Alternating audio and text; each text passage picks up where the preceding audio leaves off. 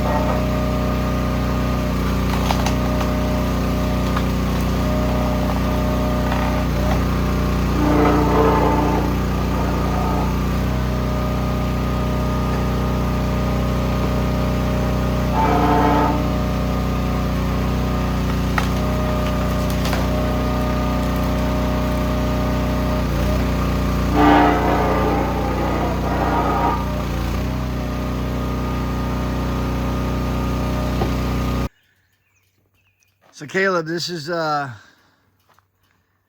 where'd you get this log here? So this is all the ends that I cleaned up, the splintered, shattered pieces off the cedar log pile over there.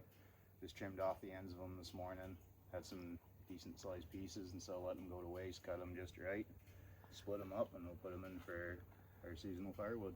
Excellent, excellent. So yeah, it's Caleb's been working on filling this up.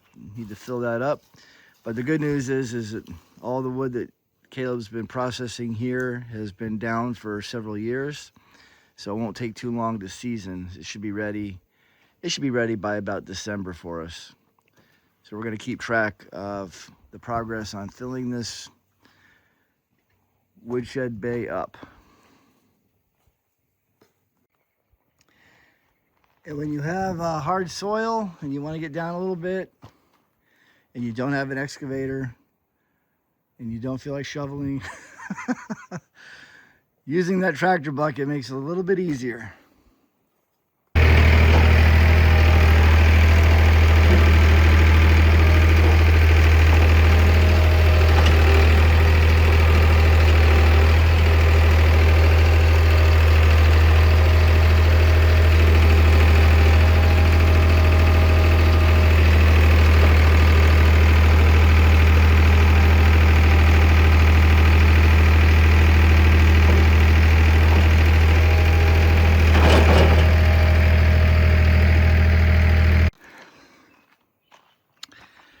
Forgot to video some of this installation here, but here's the idea.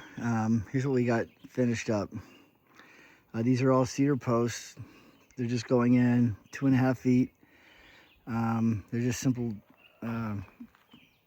nailed together, tacked with a nail gun. Really simple design. Initially, we were going to, cut the middle post to the same height as the end post, but thought, heck, kind of looks kind of neat. And since these are all going to be wildflowers down here for things like hummingbirds and butterflies, why not just hang a butterfly feeder right there? So that's probably what we'll do. So I'm going to rake this out, load it up with wildflower seed, and water it every day till it comes up. All right, let's do a little garden update. Go through a number of vegetables that were planted at various times this year. This is a cedar box right here. This is a portable box. It's about 8 inches deep with soil, and so we started growing these peppers. And there's various peppers here: bell peppers, jalapenos, and then other chili type peppers in there. But we started those in April inside. Knowing that these were not transplanted, they've stayed right where they are. They're way too close together, but we're gonna experiment this year and see how that goes. We have some weeds in here that have to come out, but the health of these, they might be maybe a little bit behind schedule, but we are getting some flowering. Coming into getting some flowering on a number of these plants. So they're getting started. At some point here in the next week or so, we're going to start to take off some of the like the stickers.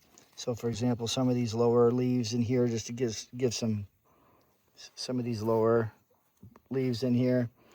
We're gonna take those off to give some more airflow and open up some opportunity for other peppers to be growing. So I would say probably fairly on track with the peppers, though they might be a little bit better shape if we gave them more space.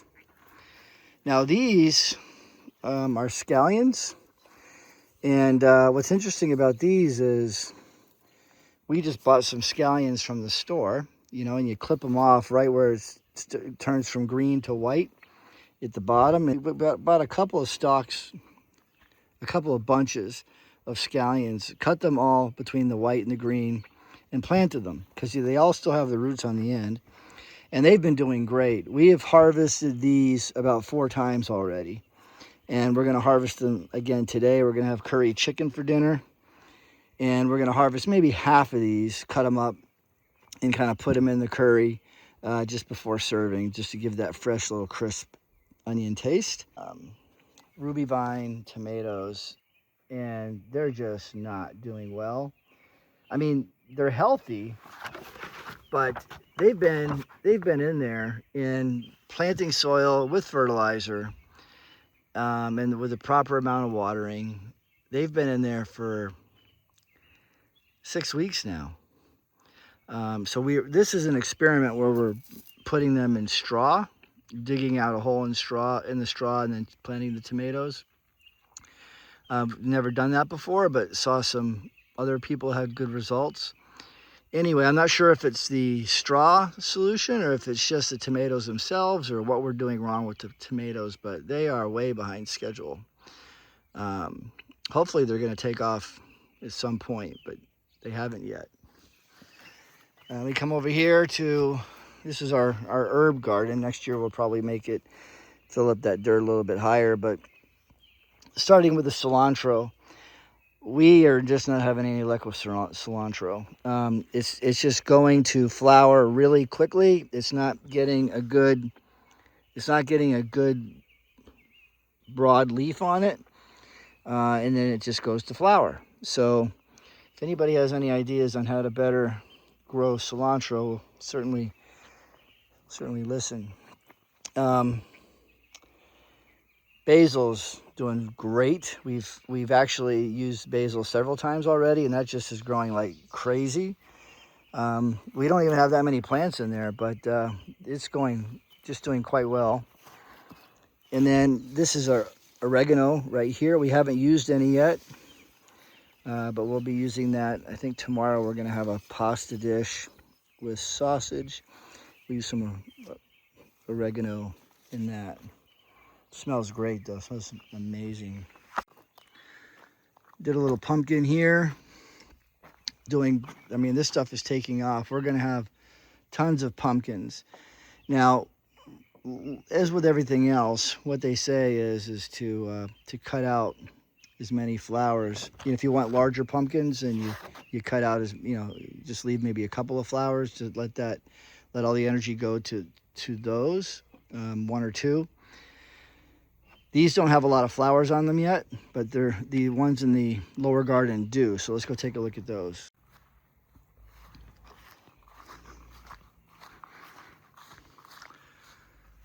Lots of good apples coming on the tree. There you go.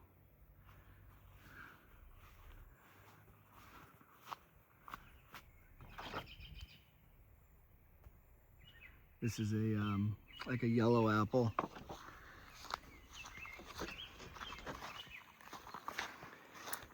All right, come over to here, and these are like yellow or Spanish onions. Doing nicely. They were transplanted here 1 month ago, and they seem to be coming up really well. The potatoes were planted 6 weeks ago, and we've, you know, as they started to, as the leaves and the plant started kind of growing up, you got to keep building more mound. You kind of mound it up, you know, maybe a couple of times as the plant grows. Anyway, so far these are doing fantastic. Looking forward to getting a nice crop of potatoes this year. These are the beans, and these beans were planted in May as well, and these aren't supposed to be ready until August. Now, the good news is that, let's see if we can find one here. We have lots and lots of beans, but they're not full grown yet, but there's a lot of beans on here. Here's another bean. And there's lots of flowers. So we're looking forward to getting several good harvests out of these beans. One of our favorites is like a green bean casserole. On this side, we've got our cucumbers, and lots of good flowers.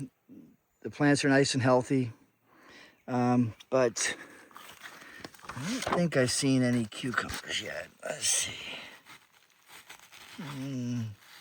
I'm not seeing an actual start of a cucumber, but it shouldn't be too long now. Cucumbers are supposed to come up sometime in the,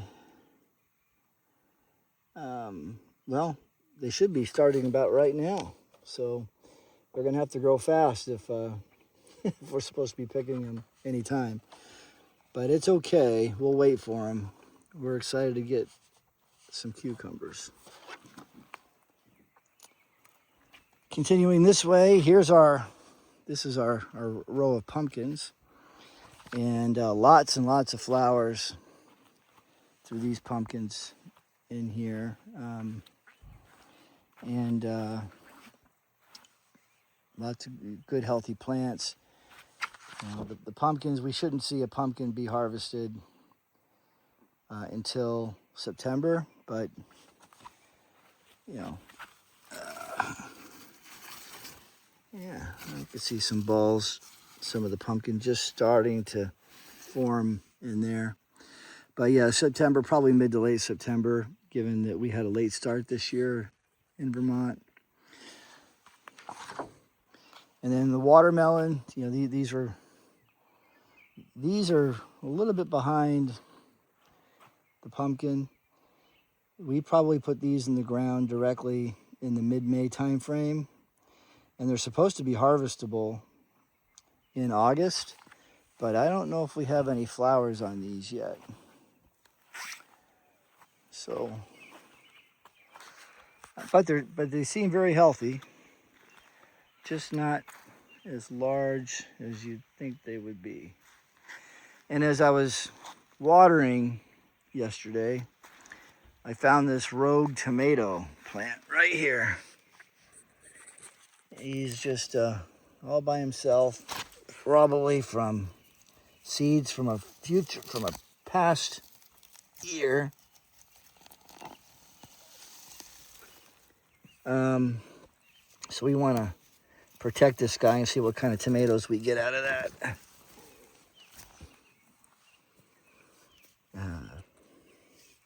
Might do better than the ones we've been caring for. We'll see. So that plant, that's a hydrangea. We planted that 2 years ago, and that's a hydrangea there as well. And these are supposed to be like 5-6 foot tall plants when they get mature, maybe another year or two. And they're just starting to get some flower on them, but it'll be nice. Hydrangeas are a really nice flower to dry and use in year-long flower arrangements.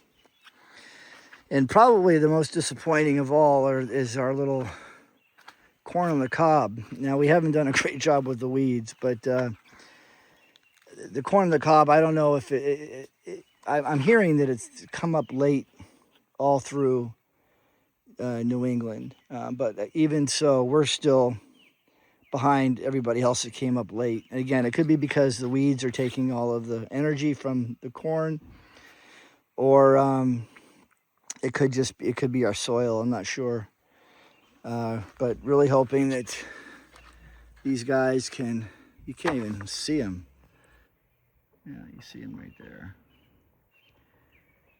But hoping these guys could get a growth spurt. Maybe they're late bloomers. But we got to get, if we don't get too many good stalks of corn on the cob this year, good cobs, then hopefully they at least get to be full-size stalks so that we could use them for like a Halloween and Thanksgiving decoration. But that's all for now. Update on our garden. Hey, and by the way, this is so far our most successful year by far. Though it looks like we still have a lot of learning to do. Again, any comments in the chat, well appreciated.